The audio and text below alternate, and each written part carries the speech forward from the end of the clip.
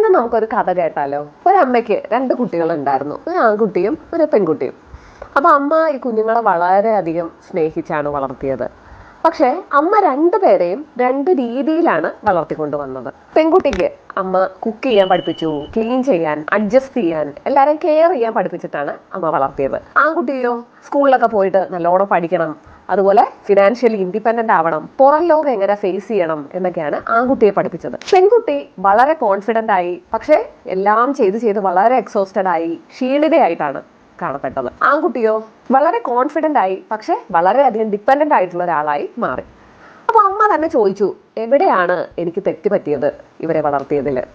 അപ്പൊ അമ്മ രണ്ടുപേരെയും വിളിച്ചിട്ട് അമ്മ പറഞ്ഞു, ഇന്നത്തെ ദിവസം നമുക്ക് കിച്ചണിൽ നോക്കാം, കിച്ചണിൽ എനിക്ക് ഹെൽപ്പ് ചെയ്യാൻ പറഞ്ഞു. അപ്പോൾ ഇതിൽ ആൺകുട്ടി പഠിച്ചു കുക്കിംഗ് എന്ന് പറയുന്നത് ഒരു വീക്ക്നെസ് അല്ല, അതെന്നെ ഒരു ഇൻഡിപെൻഡൻ്റ് ആയിട്ടുള്ള ഒരാളായിട്ടാണ് മാറ്റുന്നത്.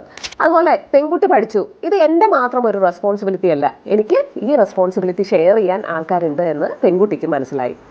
രണ്ടാമത്തെ ദിവസം അമ്മ രണ്ടുപേരെയും വിളിച്ചിട്ട് പറഞ്ഞു, ഞാൻ നിങ്ങൾക്ക് കുറച്ച് പൈസ തരുന്നുണ്ട്, ഈ പൈസ വെച്ചിട്ട് ഈ ആഴ്ച നിങ്ങൾ പ്ലാൻ ചെയ്യുക, നിങ്ങൾ സ്പെൻഡ് ചെയ്യുക, നിങ്ങൾ സേവ് ചെയ്യുക, എങ്ങനെ ഈ പൈസ മാനേജ് ചെയ്യണം എന്നുള്ളത് നിങ്ങൾ പഠിക്കുക.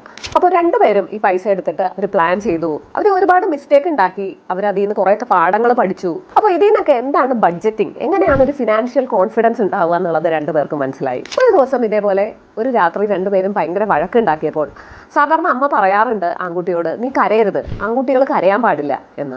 പക്ഷെ അമ്മ ഇപ്പോൾ പറഞ്ഞു, നീ കരഞ്ഞോളൂ, നീ കരയുന്നതുകൊണ്ട് പ്രശ്നമില്ല, നിന്റെ ഇമോഷൻസ് എന്താണെന്നുള്ളത് നീ എക്സ്പ്രസ് ചെയ്യുക. പെൺകുട്ടിയോട് അമ്മ പറയാറ് നീ തിരിച്ചൊന്നും പറയരുതെന്നായിരുന്നു. അപ്പോൾ അതും അമ്മ മാറ്റിയിട്ട് പറഞ്ഞു, നിനക്ക് എന്താണ് ഫീൽ ചെയ്യുന്നത് എന്നുള്ളത് നിനക്കും പറയാം. അപ്പോൾ പെൺകുട്ടിക്ക് മനസ്സിലായി എൻ്റെ വോയിസിനും ഇമ്പോർട്ടൻസ് ഉണ്ട്, എൻ്റെ ഇമോഷൻസ് അവിടെ വാലിഡേറ്റ് ചെയ്യുന്നുണ്ട് എന്ന് പെൺകുട്ടിക്ക് മനസ്സിലായി. ഒരുപാട് വർഷങ്ങൾ കഴിഞ്ഞു. പെൺകുട്ടി വളരെ കോൺഫിഡൻ്റ് ആയിട്ട് വളർന്നു വന്നു, ഫിനാൻഷ്യലി ഇൻഡിപെൻഡൻ്റ് ആയി, ഒട്ടും ബേർഡൻ ഇല്ലാതെ എക്സോസ്റ്റഡ് ആവാതെ ആയി മാറി. അതുപോലെ ആൺകുട്ടിയോ ആള് ഓൾറെഡി ഫിനാൻഷ്യൽ ഇൻഡിപെൻഡൻ്റ് ആണ്, അതുപോലെ ആളുടെ കാര്യങ്ങൾ ലൈഫ് സ്കിൽസ് ലേൺ ചെയ്തു, വളരെ ഇൻഡിപെൻഡൻ്റ് ആയിട്ട് ആൺകുട്ടിയും മാറി. ഇതില് അമ്മ വളർത്തിക്കൊണ്ട് വന്നത് ഒരു ആൺകുട്ടിയോ പെൺകുട്ടിയോ അല്ല, രണ്ട് ക്യാപ്പബിൾ ആയിട്ടുള്ള ഒരു ഹ്യൂമൻ ബീങ്സിനെയാണ് അമ്മ വളർത്തിക്കൊണ്ട് വന്നത്. ലൈഫ് ഒരിക്കലും നിങ്ങൾ ആൺകുട്ടിയാണോ പെൺകുട്ടിയാണോ എന്നല്ല അവിടെ വരുന്ന ചോദ്യം, നിങ്ങൾ എങ്ങനെ നിങ്ങളെ മാനേജ് ചെയ്യുന്നു, how can you manage your self എന്നുള്ളതാണ് അവിടെ ചോദ്യം വരുന്നത്.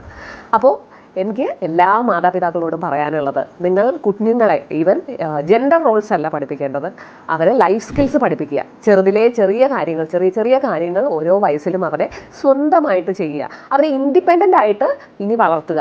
അപ്പോൾ ഇതാണ് നമുക്ക് ചെയ്യാൻ പറ്റുന്ന ഏറ്റവും വലിയ കാര്യം.